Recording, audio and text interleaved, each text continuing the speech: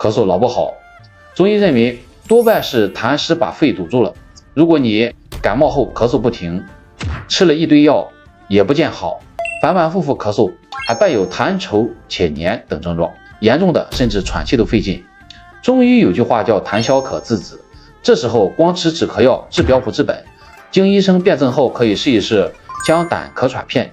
中西医结合制剂，有祛风化痰、止咳平喘的功效。不管你是白天咳晚上咳，还是伴有痰多、痰黏、咳不出来等，都可以用它对症调理。你记住了吗？